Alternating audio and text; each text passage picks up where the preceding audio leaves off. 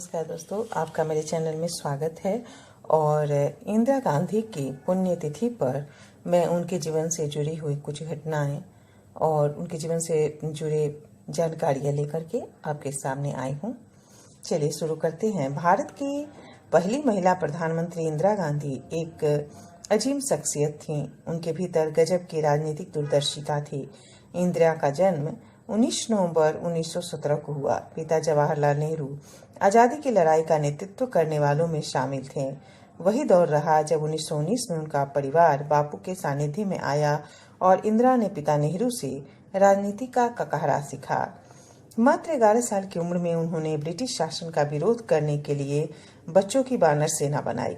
1938 में एक औपचारिक तौर पर इंडियन नेशनल कांग्रेस में शामिल हुई और 1947 से 1964 तक अपने प्रधानमंत्री पिता नेहरू के साथ उन्होंने काम करना शुरू कर दिया। ऐसा भी कहा जाता था कि वह उस वक्त प्रधानमंत्री नेहरू की निजी सचिव की तरह काम करती थीं। हालांकि इसका कोई आधिकारिक ब्यौरा नहीं मिलता। पूर्व प्रधानमंत्री इंदिरा गांधी को राजनीति विरासत में मिली थी और ऐसे में सियासी उतार चढ़ाव को वह बखूबी समझती थी। यही वजह रही कि उनके सामने न सिर्फ देश बल्कि विदेश के नेता भी 19 नजर आने लगते थे। अतः पिता के निधन के बाद कांग्रेस पार्टी में इंदिरा गांधी का ग्राफ अचानक काफी ऊपर पहुंचा और लोग उन्हें पार्टी एवं देश का नेता देखने लगे।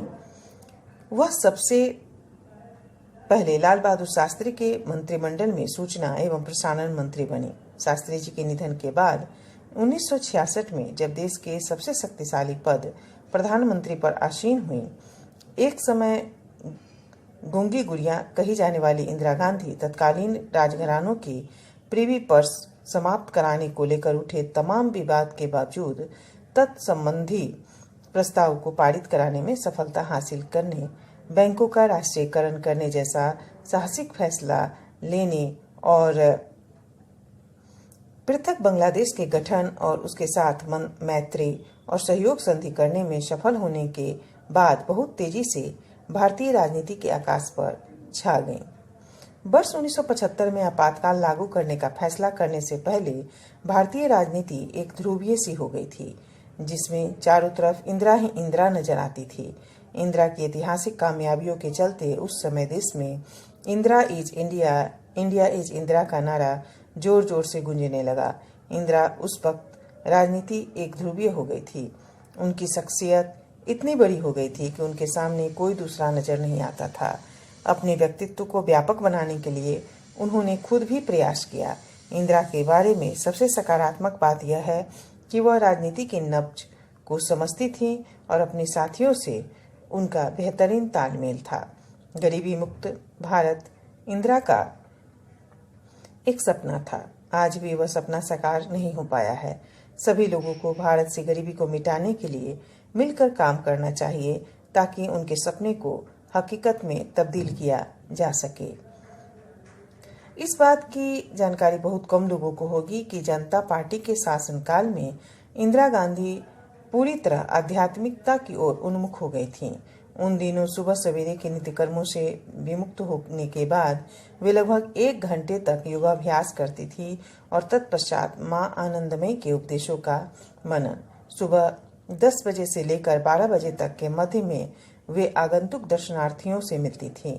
इन अतिथियों में विभिन्न प्रदेशों के कांग्रेसी नेताओं के अतिरिक्त कतिपय साधु संत भी होते थे।